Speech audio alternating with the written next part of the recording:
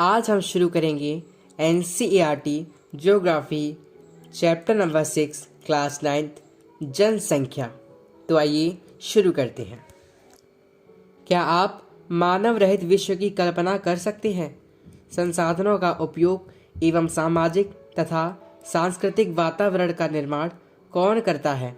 समाज एवं अर्थव्यवस्था के विकास में मानव का महत्वपूर्ण योगदान होता है। मानव संसाधनों का निर्माण एवं उपयोग तो करते ही हैं, वे स्वयं भी विभिन्न गुणों वाले संसाधन होते हैं।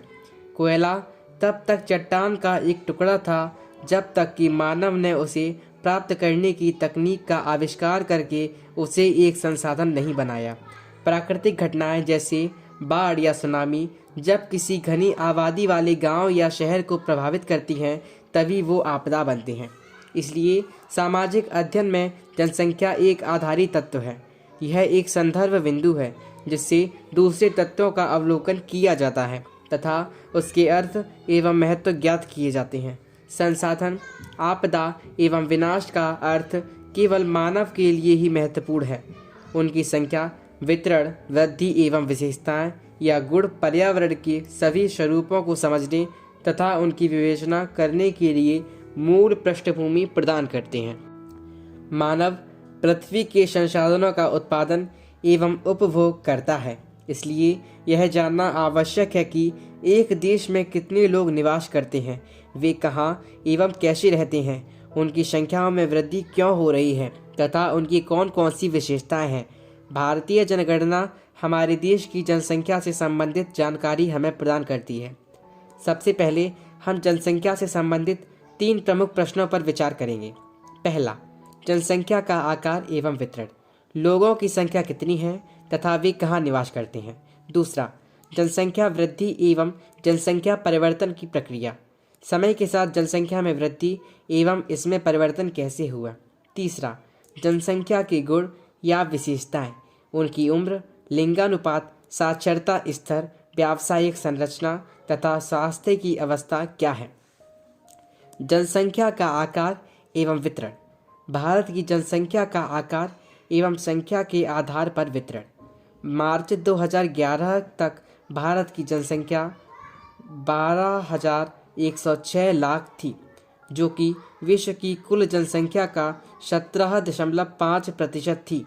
यह 12.1 करोड़ लोग भारत के 32.8 लाख वर्ग किलोमीटर विश्व के स्थलीय भूभाग का 2.4% के विशाल क्षेत्र में असमान रूप से वितरित हुए हैं। 2011 की जनगणना के अनुसार देश की सबसे अधिक जनसंख्या वाला राज्य उत्तर प्रदेश है, जहां की कुल आबादी 1,990 लाख है। उत्तर प्रदेश में देश की कुल जनसंख्या का 16% हिस्सा निवास करता है। दूसरी ओर हिमालय क्षेत्र के राज्य सिक्किम की आबादी केवल 6 लाख ही है तथा लक्षद्वीप में केवल 64,429 लोग निवास करते हैं। भारत की लगभग आधी आबादी केवल 5 राज्यों में निवास करती है।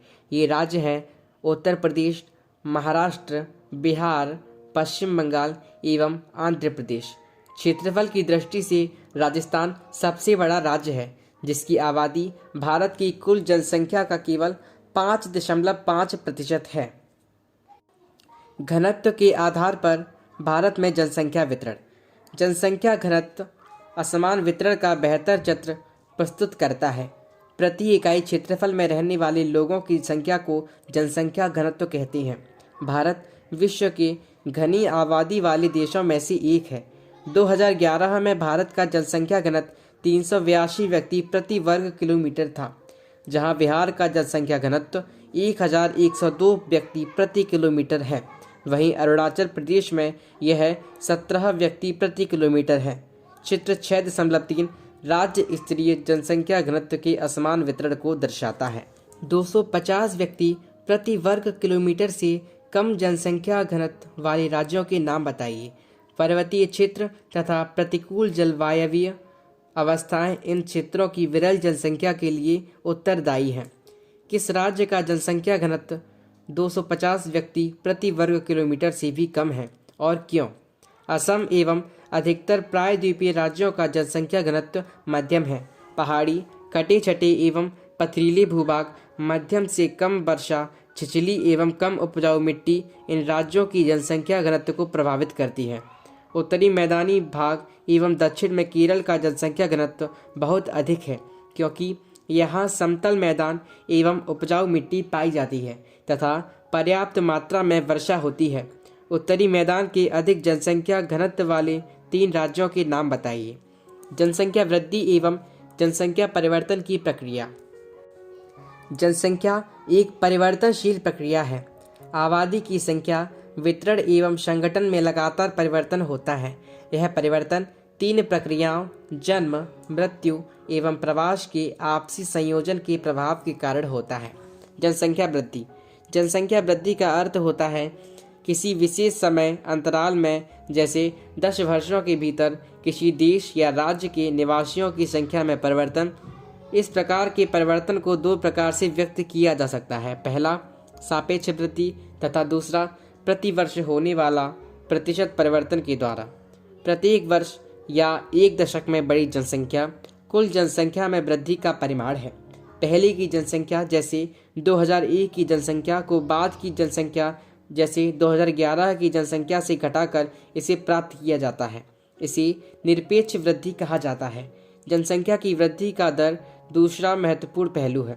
इसका अध्ययन प्रतिवर्ष प्रतिशत में किया जाता है। जैसे प्रतिवर्ष 2% वृद्धि की दर का अर्थ है कि दिए हुए किसी वर्ष की मूल जनसंख्या में प्रत्येक 100 व्यक्तियों पर 2 व्यक्तियों की वृद्धि। इसे वार्षिक वृद्धि दर कहा जाता है। भारत की आबादी 1951 में 3,610 लाख से बढ़कर 2011 में 12,100 लाख हो गई है। सारणी 6.1 एवं चित्र 6.4a व 6.4b दर्शाते हैं कि 1951 से 1981 तक जनसंख्या की वार्षिक वृद्धि दर नियमित रूप से बढ़ रही थी। ये जनसंख्या में तीव्र वृद्धि की व्याख्या करते हैं, जो 1951 में 3,610 लाख से 1981 में 6,830 लाख हो गई। किंतु 1981 से वृद्धि दर धीरे धीरे कम होने लगी। इस दौरान जन्म दर में तेजी से कमी आई। फिर भी केवल 1990 में कुल जनसंख्या में 1,820 लाख की वृद्धि हुई थी। इतनी बड़ी वार्षिक वृद्धि इससे पहले कभी नहीं हुई थी। इस पर ध्यान देना आवश्यक है कि भारत की आबादी बहुत अधिक है। जब विशाल जनसंख्या में कम वार्षिक दर लगाया जाता है, तब इसमें सापेक्ष वृद्धि बहुत अधिक होती है। जब 10 करोड़ जनसंख्या में न्यूनतम दर से भी वृद्धि होती है, तब भी जुड़ने वाले लोगों की कुल जनसंख्या बहुत अधिक होती है। भारत की वर्तमान जनसंख्या में वार्षिक वृद्धि संसाधनों एवं पर्यावरण के संरक्षण को निष्क्रिय करने के लिए पर्याप्त है। वृद्धि दर में कमी जन्म दर नियंत्रण के लिए किए जा रहे प्रयासों की सफलता को प्रदर्शित करता है। इसके बावजूद जनसंख्या की वृद्धि जारी है तथा 2045 तक भारत चीन को पीछे छोड़ते हुए विश्व के सबसे अधिक आबादी वाला देश बन सकता है। जनसंख्या वृद्धि या परिवर्तन की प्रक्रिया। जनसंख्या में होने वाले परिवर्तन की 3 प्रमुख प्रक्रिया हैं: जन्म दर, मृत्यु दर एवं प्रवास। जन्म दर एवं मृत्यु दर के बीच का अंतर जनसंख्या की प्राकृतिक वृद्धि है। एक वर्ष में प्रति 1000 व्यक्तियों में जितने जीवित बच्चों का जन्म होता है उसे जन्म दर कहते हैं। यह वृद्धि का एक प्रमुख घटक है, क्योंकि भारत में हमेशा जन्म दर मृत्यु दर से अधिक रहा है। एक वर्ष में प्रति 1000 व्यक्तियों में मरने वालों की संख्या को मृत्यु दर कहा जाता है। मृत्यु दर में तेज गिरावट भारत की जनसंख्या में वृद्धि की दर का मुख्य कारण है। 1980 तक उच्च जन्म दर एवं मृत्यु दर में लगातार गिरावट के कारण जन्म दर तथा मृत्यु दर में काफ़ी बड़ा अंतर आ गया एवं इसके कारण जनसंख्या वृद्धि दर अधिक हो गई। 1981 से धीरे धीरे जन्म दर में भी गिरावट आनी शुरू हुई, जिसके परिणाम स्वरूप जनसंख्या वृद्धि दर में भी गिरावट आई। इस प्रकार के चलन का क्या कारण है? जनसंख्या वृद्धि का तीसरा घटक है प्रवास। लोगों का एक क्षेत्र से दूसरे क्षेत्र में चले जाने को प्रवास कहते हैं।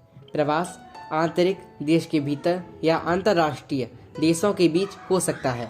आंतरिक प्रवास जनसंख्या के आकार में कोई परिवर्तन नहीं लाता है, लेकिन यह एक देश के भीतर जनसंख्या के वितरण को प्रभावित करता है। जनसंख्या वितरण एवं उसके घटकों को परिवर्तित करने में प्रवास की महत्वपूर्ण भूमिका होती है। भारत में अधिकतर प्रवास ग्रामीण से शहरी क्षेत्रों की ओर होता है, क्योंकि ग्रामीण क्षेत्रों में अपकर्षण पुश कारक प्रभावी होते हैं।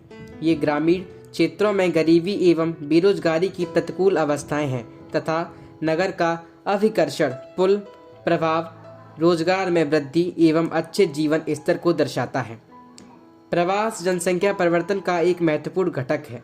ये केवल जनसंख्या के आकार को ही प्रभावित नहीं करता, बल्कि उम्र एवं लिंग के दृष्टिकोण से नगरीय एवं ग्रामीण जनसंख्या की संरचना को भी परिवर्तित करता है। भारत में ग्रामीण नगरीय प्रवास के कारण शहरों तथा नगरों की जनसंख्या में नियमित वृद्धि हुई है। 1951 में कुल जनसंख्या की 17.29% नगरीय जनसंख्या थी, जो 2011 में बढ़कर 31.80% हो गई। एक दशक 2001 से 2011 के भीतर 10 लाख से अधिक जनसंख्या वाले नगरों की संख्या 35 से बढ़कर 53 हो गई। आयु संरचना। किसी देश में जनसंख्या की आयु संरचना वहाँ के विभिन्न आयु समूहों के लोगों की संख्या को बताता है। यह जनसंख्या की मूल विशेषताओं में से एक है। एक व्यक्ति की आयु उसकी इच्छा, खरीदारी तथा काम करने की क्षमता को पर्याप्त रूप से प्रभावित करती है। परिणाम स्वरूप बच्चे, वयस्क एवं वृद्धों की संख्या एवं प्रतिशत किसी भी क्षेत्र की आबादी के सामाजिक एवं आर्थिक ढांचे को निर्धारक होती है। किसी राष्ट्र की आबादी को सामान्यतः 3 वर्गों में बांटा जाता है। बच्चे सामान्यतः 15 वर्ष से कम। ये आर्थिक रूप से उत्पादनशील नहीं होते हैं तथा इनको भोजन, वस्त्र एवं स्वास्थ्य संबंधी सुविधाएं उपलब्ध कराने की आवश्यकता होती है। वयस्क 15 से 59 वर्ष। ये आर्थिक रूप से उत्पादनशील तथा जैविक रूप से प्रजननशील होते हैं। यह जनसंख्या का कार्यशील वर्ग है। वृद्ध 59 वर्ष से अधिक। ये आर्थिक रूप से उत्पादनशील या अवकाश प्राप्त हो सकते हैं।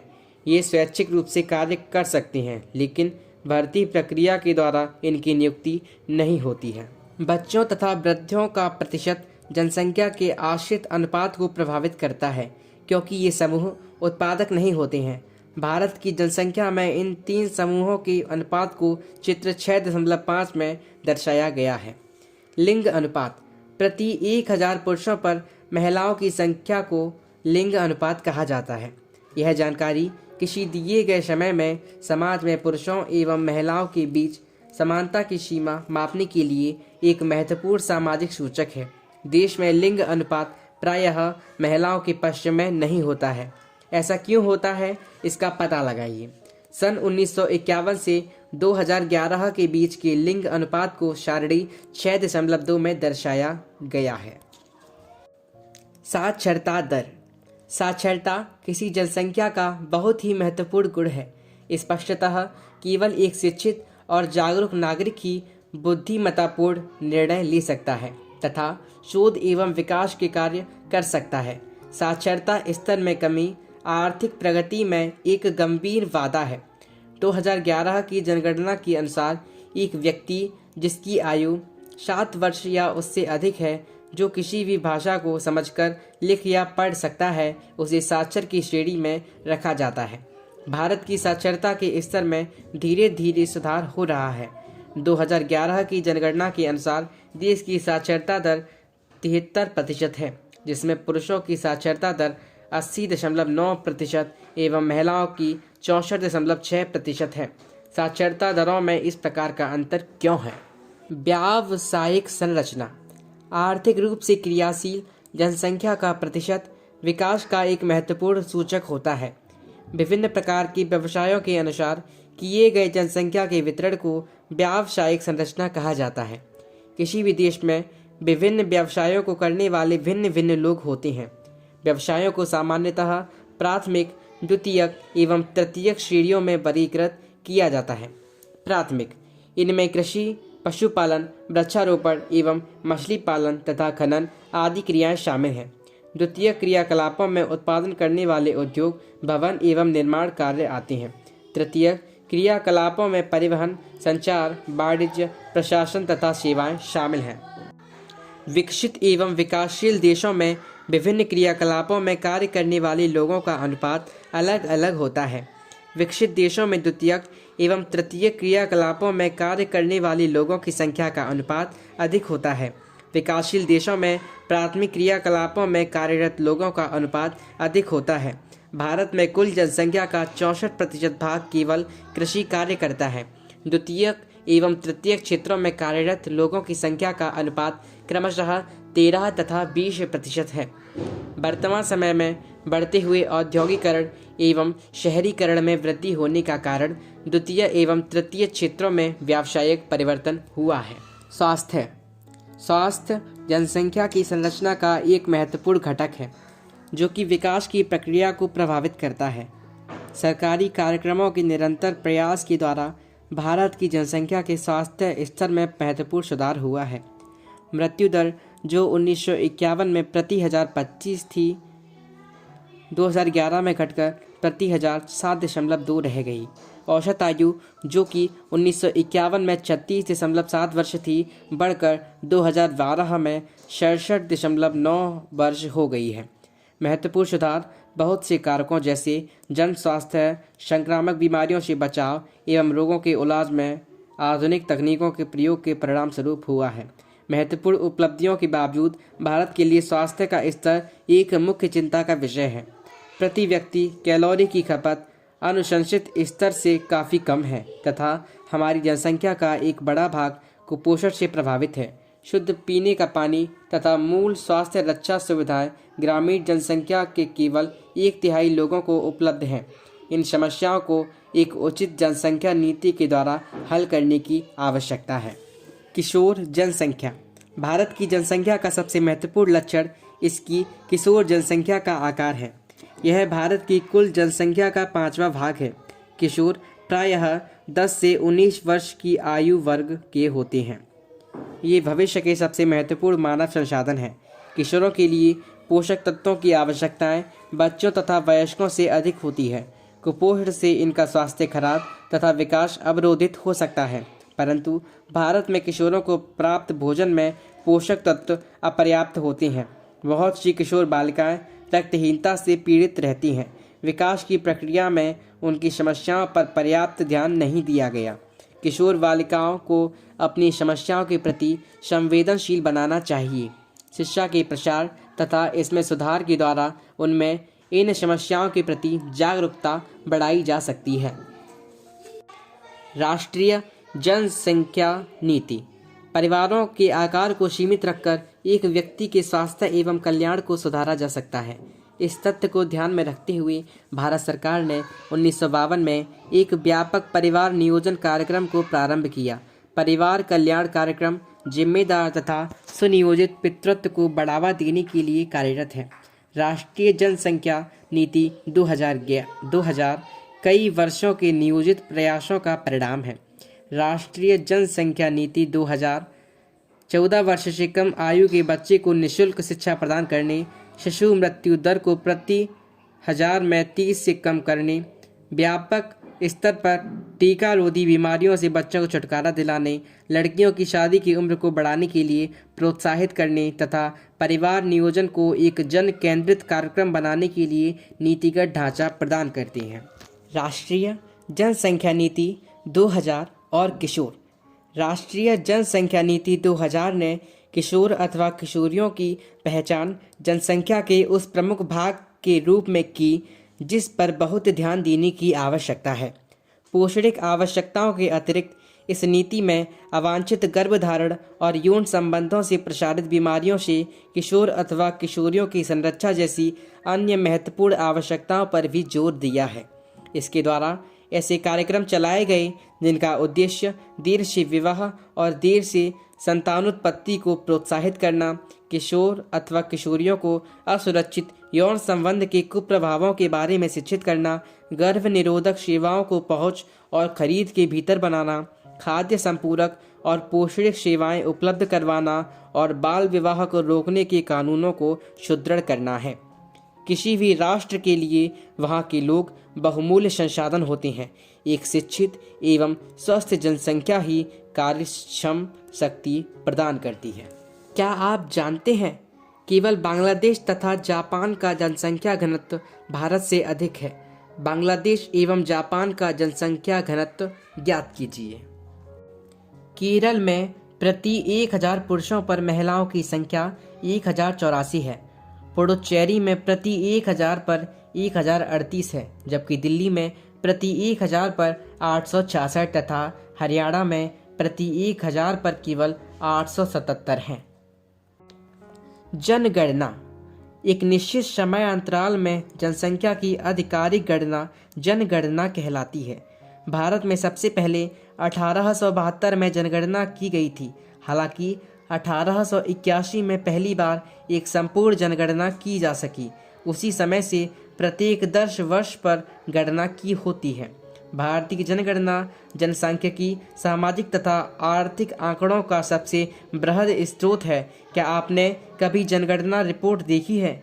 आप अपनी पुस्तकालय में इसे देख सकते हैं। तो इस प्रकार हमने class 9 NCERT geography chapter number 6, ना केवल चैप्टर नंबर 6 बल्कि संपूर्ण NCERT ज्योग्राफी क्लास 9 की ऑडियो बुक कंप्लीट कर ली है।